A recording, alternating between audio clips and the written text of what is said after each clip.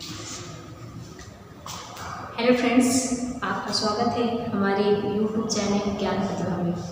आज का जो हमारा वीडियो है वो है कक्षा 9 के छात्रों के में हिंदी काव्य खंड में आधारित पदावली, जिसको किसने लिखा है या इसकी जो रचयिता है कौन है, मीराबाई जी है।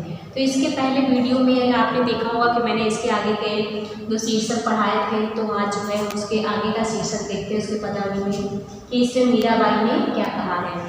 तो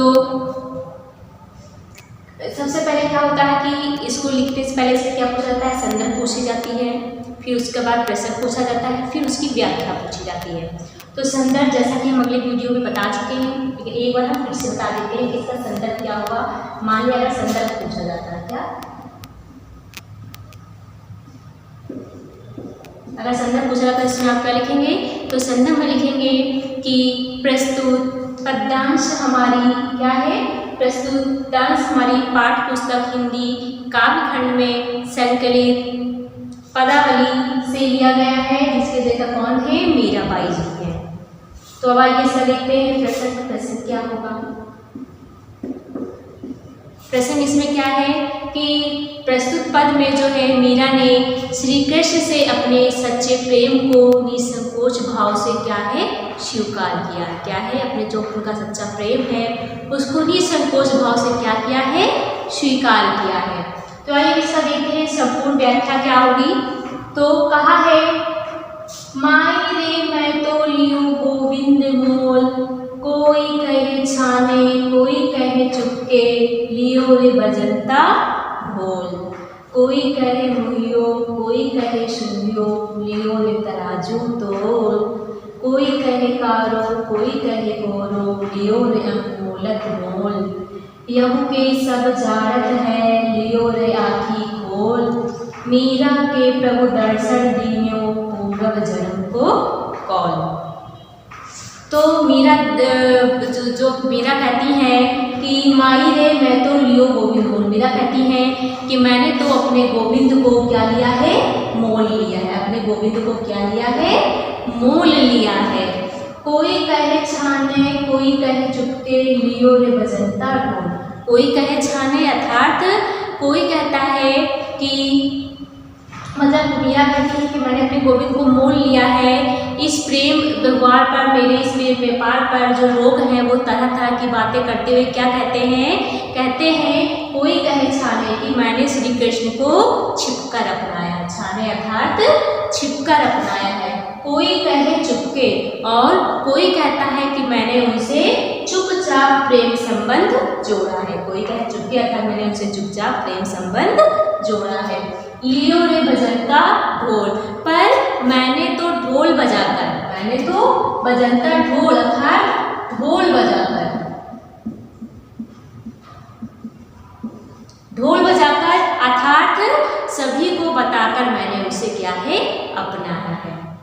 आगे देखते क्या कहती है, कोई कहे मुहियो कोई कहे सुनियो, कोई कहे मुहियो, मुहियो का मतलब होता है महंगा, क्या होता है, महंगा, और सुनियो का मतलब होता है कोई कहता है मुहियो, कोई कहता है कि यह जो है मेरा सौदा जो है बहुत ही महंगा अर्थात कष्टदायक है। कोई कहता है कि यह महंगा है। कोई कहे सुनियो, कोई कहता कि ये बहुत ही सस्ता है अर्थात मैंने श्री कृष्ण को बहुत ही सहज प्रयत्न से पा लिया है। लियो रे तराजू तोल, पर मैंने तो उसे सब प्रकार से परख कर अर्थात अपने हृदय रूपी तराजू में तौल कर ही लिया है। तौल कर ही क्या किया है, लिया है। देखिए कि कोई कहता है कि यह तुम्हारे लिए बहुत महंगा है, कोई कहता है कि तुम इसे बहुत ही सहज भाव से सस्ते में पा गई हो, परंतु मैंने तो उसे सब प्रकार से परख कर अपने हृदय रूपी तराजू में तौल कर ही क्या लिया है, तराजू में तौल कर ही लिया है। फिर कहती है, कोई कहे कारो कोई कहे गोरो, लियो रे अमूलक मोल, कारो मतलब काला और गोरो मतलब गोरो, और अनमोलक मतलब होता है अमूल्य। क्या होता है, अमूल्य। कोई कहे कारो, क्या कहता है, कि कोई उसे काला कहता है, कोई कहे गोरो और कोई उसे गोरा कहता है। लियो रे अमूलक मोल, लेकिन वह मेरे लिए जैसा भी है अमूल्य है। क्या है? और वह मेरे लिए जैसा भी है अमूल्य है। लियो रे अमूलक मोल, अमूलक मतलब अमूल्य वस्तु, क्योंकि मैंने उसे हृदय जैसी मूल्यवान वस्तु के बदले क्या है? मोल लिया है, अर्थात क्या है? खरीदा। क्या है? पता है, कोई उसे काला कहता है, कोई उसे गोरा कहता है, पर वो मेरे लिए जैसा भी है क्या है?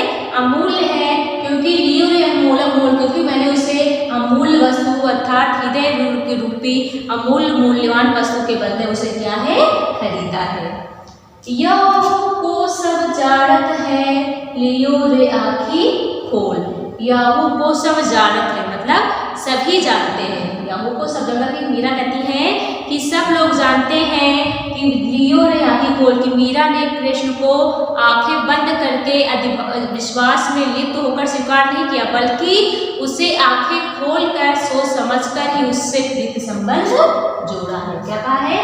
कि यह सब लोग जानते हैं कि हमने उससे जो है आंखें खोलकर सोच समझकर ही उससे क्या है? प्रीति संबंध जो है वो जोड़ा है।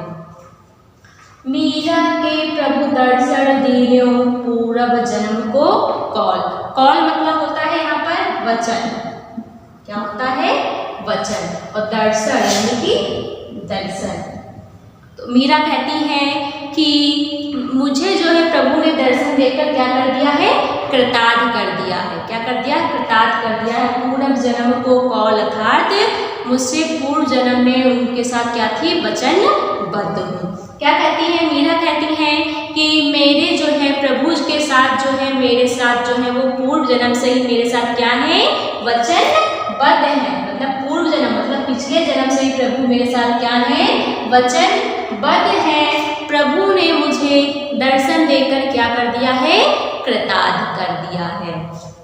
एक बार फिर से देख लेते हैं संपूर्ण का एक सरल शब्दों में, छोटे भाव में। इसमें मीरा कहती है कि मैंने तो गोविंद को मोल लिया है, लेकिन लोग जो है मेरे इस प्रेम व्यवहार पर तरह तरह की बातें कर रहे हैं। कोई कहता है मैंने उसे छुपा कर अपनाया है, कोई कहता है मैंने उसे शिक्षा प्रेम संबंध जोड़ा है, पर मैंने तो सबको ढोल बजाकर था सबसे बताकर ही उसे अपनाया है। कोई कहता है कि यह जो सौदा है मेरे लिए महंगा था, कष्टदायक है। कोई कहता है सुंघियो था, सस्ता, मतलब कि ये मैंने उसे सहज रूप से पा लिया है। लियो तराजू, पर मैंने तो उसे अपने हृदय रूपी तराजू में तौल कर ही लिया है। कोई कहता है कि वह काला है, कोई कहता है कि वह गोरा है, पर वह जैसा मेरे भी है मेरे लिए क्या है? अमूल्य है, क्योंकि मैंने उसे हृदय जैसी मूल्यवान वस्तु के बदले में खरीदा है। और कहती है कि यह सब लोग जानते हैं कि मैंने उसे आंखें खोलकर सोच समझकर ही उससे प्रीति संबंध जोड़ा है। और वह कहती है, कौन? मीरा कहती है कि मैं मेरे प्रभु से पिछले जन्म से ही मैं क्या प्रभु मुझसे क्या है? वचनबद्ध है, और उन्होंने मुझे दर्शन देकर क्या किया है? कृतार्थ किया है। तो ये हो गई व्याख्या। इसके बाद इसमें क्या पूछा जाता है? काव्य सौंदर्य पूछा जाता है। काव्य सौंदर्य जैसे भाषा, शैली, छंद, ये सब पूछा जाता है। तो भाषा इसमें हमारी राजस्थानी मिश्रित ब्रज भाषा का प्रयोग हुआ है, और जो शैली होगी वो मुक्तक होगा, और जो छंद है हमारा वो कैसा है?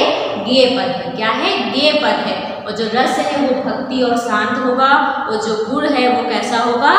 माधुर्य होगा। आगे का हम शीर्षक देखते हैं कि इसमें मीराबाई ने क्या कहा है। तो इसमें संदर्भ वही रहेगा, पूर्ववर्त। प्रसंग इसका जो है वो बदल जाएगा। तो इसमें जो है मीराबाई ने क्या कहा है? तो इस पद में मीरा ने भगवान श्री कृष्ण के प्रेम में निमग्न होकर जो है वो पूर्ण रूप से उसमें क्या हो गई है? रंग गई है। इसलिए संसार की उन्हें किन्हीं अन्य वस्तु में उनका मन नहीं लगता है। इस बात का उन्होंने इसमें वर्णन किया है। तो देखते हैं उन्होंने क्या कहा है। इस पद में कहा है, मैं तो सांवरे के रंग राची, साज सिंगार बांध पग घुंघरू, लोक लाज तज नाची। गई कुमत लय साधु की संगति, भगत रूप भई साची। गाय गाय हरि हरि के गुण, निस दिन काल ब्याल सु पाची। उड़ बिर सब जग खारो लागत, और बात सब काची। मीरा श्री गिरधर लाल सु, भगत रसीली जाची। रांची यानी कि रंग गई हूँ, रच गई हूँ। तो यहाँ पे कहते हैं, मीरा कहती है मैं तो सांवरे के रंग रांची। मीरा कहती है मैं तो सांवले श्री कृष्ण के श्याम रंग में क्या गई हूँ, रंग गई हूँ। क्या कहती है, श्याम रंग में रंग गई हूँ। क्या गई हूँ, मैं तो श्री कृष्ण सांवले के रूप में, रंग में क्या गई हूँ, रंग गई हूँ। साज सिंगार बांध पग घुंघरू लोक लाज तज नाची। और कहती है कि उनके रंग में रंग गई हूँ, अर्थात उनके प्रेम में बहुत ही आत्म विभोर हो गई। और कहते हैं कि मैंने लोक लाज को छोड़कर, मतलब लोक लाज की चिंता छोड़कर पूरा जो है श्रृंगार किया है, अपना पूरा श्रृंगार किया है। और बांध पग घुंघरू, और पग मतलब पैरों, और पैरों में घुंघरू बांधकर नाच रही हूँ। क्या कहती है कि मैंने जो है अपना पूरा श्रृंगार किया है और पैरों में जो है वो घुंघरू बांध लिए हैं, और जो लोक लाज की जो चिंता थी उसे क्या है मैंने छोड़ दिया था। लोक लाज की चिंता छोड़कर मैंने अपना पूरा श्रृंगार किया है, पैरों में घुंघरू बांधकर नाच रही हूँ। फिर क्या कहती है, गई कुमत लई साधु की संगत भगत रूप भई साची। साची मतलब होता है सच्ची या सारहीन पहले। कहती है गई कुमत लई साधु की संगत, और कहती है कि जो साधुओं की जो संगत है, किसकी, जो साधुओं की जो संगत है वो उसने मेरे हृदय की सारी कालमा मिट गई है। कहती है हृदय की संगत से, साधुओं की संगत से जो मेरे हृदय में जो कालिमा थी वो क्या गई है, मिट गई है। अर्थात जो मेरी दुर्बुद्धि थी वो किसमें बदल गई है, सुबुद्धि में बदल गई। क्या हो गई है, सुबुद्धि में बदल गई है। और भगत रूप भई साची, साची अर्थात सच्ची, और मैं श्री कृष्ण की सच्ची भक्त बन गई, और मैं श्री कृष्ण की सच्ची भक्त बन गई हूँ। गाय गाय हरि के गुण निस दिन काल ब्याल सु बाची। यहाँ पर काल बाल का मतलब होता है मृत्यु रूपी सर्प। क्या होता है, मृत्यु रूपी सर्प। और कहती है कि मैं प्रभु श्री कृष्ण का नित्य गुणगान करके, क्या कहा है, गाय गाय मतलब गा कर, हरि के गुण मतलब प्रतिदिन, गुण मतलब गुणगान गा करके। कहती है कि मैं प्रभु का नित्य गुणगान करके काल ब्याल सुबाची, मृत्यु रूपी सर्प से क्या हुई हूँ, उसके चुंगल से बच गई। तो कहती है कि मैं प्रभु का नित्य गुणगान करके जो मृत्यु रूपी जो सर्प है, मतलब जो काल रूपी सर्प है, उससे बाची अर्थात बच गई हूँ। क्या हो गई हूँ, बच गई हूँ। अर्थात जो जन्म मरण का जो चक्र था उससे मैं छूट गई हूँ, उससे मुझे क्या मिल गई है, मुक्ति मिल गई है।